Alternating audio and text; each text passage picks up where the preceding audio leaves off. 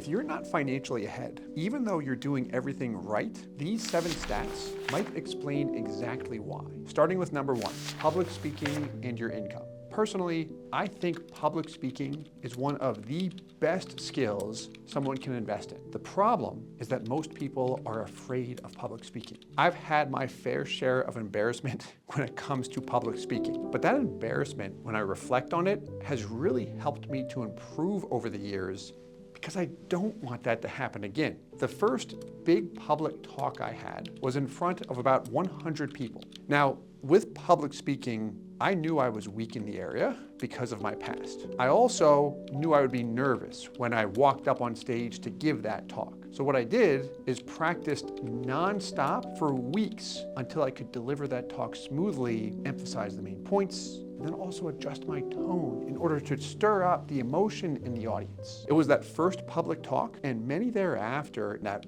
really built my confidence over the years. From there, I started doing the same thing at work, particularly with videos with our YouTube channel. The point is, all of that practice really got me to where I am today with respect to public speaking. Stat number 2, business failure rates. If you look at small businesses and their success rate, after 1 year,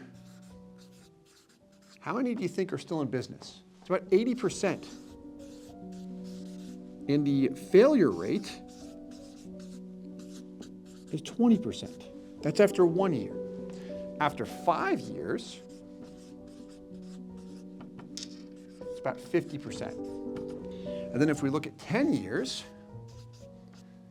it's about 65% that you'll fail. So that means 35% chance that you'll make it, 65% failure rate. The other thing that I saw is that these stats vary a lot by industry. If you look at the agriculture industry, it has about a 12.5% failure rate in the first year, which is lower than the average. Whereas if you look at the information sector, that has about a 25% failure rate in the first year, which is higher than the average. And if you look at the 10-year average, it's more than a 70% failure rate. Now, personally, I think that if you're in any industry, but you just work hard, adapt to the changing environment, and you treat your customers and employees right, you'll do well over the long haul. And I still believe that to this day. So here's what I would do if you're starting a business. Number 1, don't let the myth scare you off. 50% of businesses do not fail in the first year. The data shows that you have a much better shot than this. And then second, I would keep it as simple as you can. You've got the basic principle of working hard. Know that if you start your own business, you are going to have to work really, really hard. That's early mornings, late nights, and even weekends on many occasions. And then third, keep learning. You really want to make sure that you have a deep understanding of exactly what your customers want. Stat number 3, retirement savings by age. What do you think the average person has saved for retirement? Take someone between the ages of 55 and 64, a decade before 65, which is the average retirement. The median amount that they have saved is right around $185,000. So we can actually break this down by age. So first, we've got under the age of 35. It is just about $19,000. If you take 35 through 44,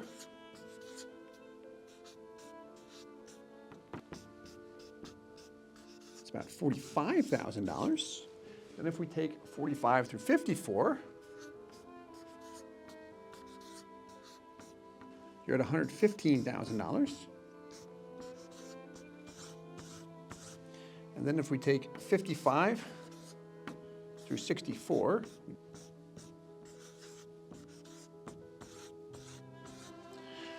it's $185,000.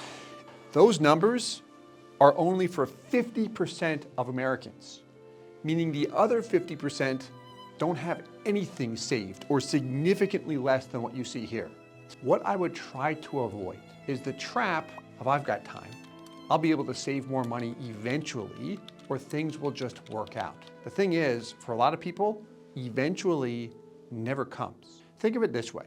If you're planting a tree and you want to see that tree get to 20 feet tall, can you plant a seed today and it's going to be 20 feet tall tomorrow? No, it's impossible. When's the best time to plant that tree? 20 years ago. The second best time is right now. If you're under the age of 35, I would start by just saving something. Maybe it's $50 a month, $100 per month, whatever it might be. What I want to try to do is get into the habit of saving. And as I continue to save, that money will also compound as I earn interest. Now, if you're in your 40s and 50s and you're behind, I'd get aggressive. If you're on a fixed income, do exactly what you would recommend your brother, sister, or your best friend do. If you see them spending money on something that you said is stupid, what would you tell them? Stop spending money on that. That's why you're broke. Well, if you're doing the same thing, apply that advice to yourself.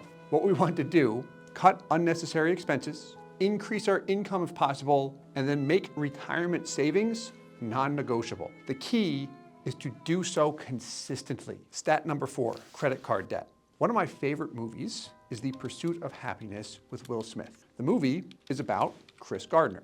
Now, a lot of people who have watched that movie usually remember the scene where he was with his son. They didn't have anywhere to go one night because they had no money, so they slept in a public bathroom at a train station and locked the door. The thing is, if you look up Chris Gardner and listen to his actual story, it was way harder than what that movie depicted. His son at the time in the movie was around 5 or 6. In real life, his son was 2 years old. Chris was homeless with his 2-year-old son, in massive debt, and he had to sleep in public bathrooms multiple times, along with anywhere else he could find. The thing is, he did not give up when I think almost everyone else would have. If you look him up today, he's worth more than $70 million.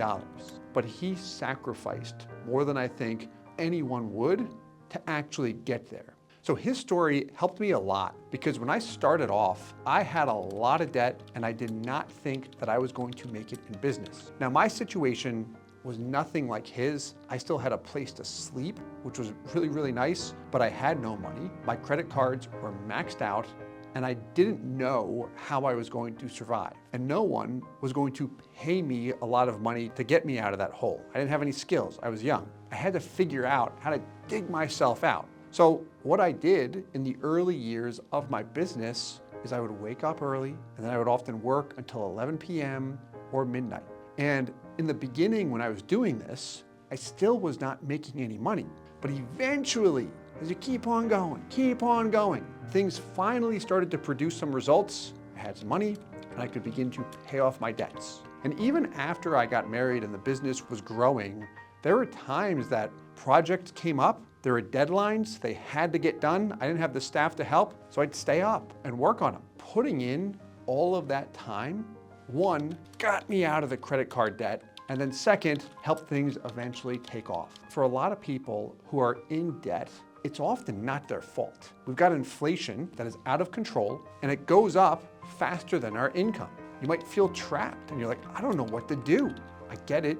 Trust me, I've been there. But there are some things you can do. There's things like budgeting and cutting back expenses. This often helps a lot of people, but at the same time, that might not be enough. The other option is figuring out how you can make more. There's no easy third option, at least that I'm aware of, unless you win the lottery or inherit a bunch of money, but that's not most people. If you have more debt than you can handle, I feel like it's going to come down to one of two things. One, we simplify, or two, we sacrifice. To simplify means that you are going to cut down or completely cut out some expenses that you might enjoy. When you simplify, you're going to spend less money on those things that you enjoy, which then gives you more money to pay down debts.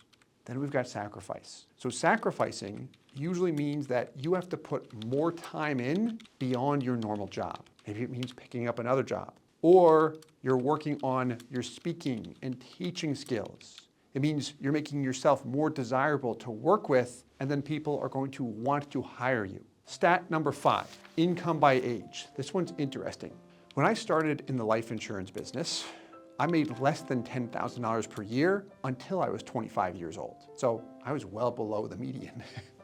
But What helped me make more was by working on myself. The first thing I did was try to learn more about the products I was offering. Then I would look at what people liked and did not like about those products, what they would express, how they would react when I would show them the different options. And then I would try to have a laser focus on exactly what the customer was interested in during my conversations and all of my follow-up. I spent a lot of time on this, and I also spent a ton of time on speaking clearly without stuttering and without slurring my words, which used to be a big challenge for me. I had a speech impediment when I was younger, so I really had to work on that for a long time. In addition to that, I work on things like answering questions directly and just improving my overall communication. So your income is not going to be determined by your job title. It's determined by the value that you provide and how well you can communicate that value. Think of the median stats just as working on the default settings. You're making $60K per year. If you actively work to improve those skills, especially communication, you're going to break through and you're going to make more money. It is just a matter of time. So here's how you can get above the median income.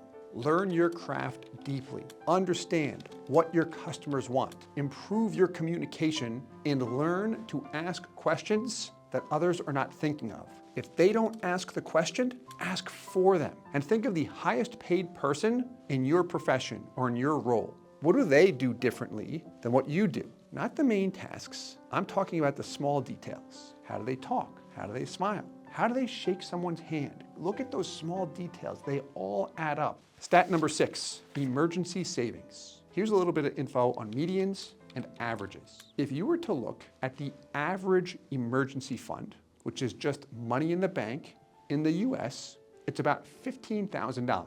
But then I saw the median emergency fund in the US. That's about $1,000. So most people are stuck because they have debt, they haven't prioritized savings, or they just aren't making enough. I know it's tough for a lot of people. So here's the steps I would take, and they're not that comfortable. If you have debt, first, look at what is creating that debt. From what you're spending, how much is a necessity versus how much is a luxury. The luxuries, try to cut back on or cut out completely. Doesn't have to be forever. It's just until you can get that debt handled. Now, if you're in a situation where you're doing that and you don't make enough money to cover your expenses, that's where you might have to look for different ways to make more. If you're on a fixed income, try tracking your expenses for just 1 month. A lot of people are absolutely shocked when they see what they're spending their money on. And if you see that your money is going toward areas that you say, hey, this is a complete waste, well, you're on the right track. Stat number 7, spending money on eating out. I put this stat in here because I like to eat a lot. And at one point in my life, I would spend money that I didn't have. I would put on credit cards on expensive foods and luxury dinners. Like, I was stupid, I know. But the reason why I did that is because I didn't really view it as a big ticket item at the time. It was more so viewed as an affordable luxury. The issue was that all of those affordable luxuries, they added up fast. This is what it costs on average per month for a single person. He or she might spend about $220 per month eating out. Personally, I thought this would be a lot higher when I saw these stats. If you look at married couples, it's about $400 per month. And if you look at families with kids, it's right around $500 per month. Eating out is often viewed as a small convenience, but it can cost thousands or sometimes tens of thousands of dollars per year, all of which is money that could be going toward debt, savings, or maybe even investments. With that said, I do have one counter argument to this. If you're in business or sales and eating out saves you time that you could then use to make more money, I think that's okay. In that specific scenario, I do view eating out more as an investment because you're saving time, which you can use to be more productive elsewhere. Now you know the 7 most shocking money stats that explain why people stay broke today. But if you really want to get ahead, you need to understand what to do every single time you get paid. That's why in my next video, I'm breaking down the 7-step system the wealthy follow every payday to automatically build wealth.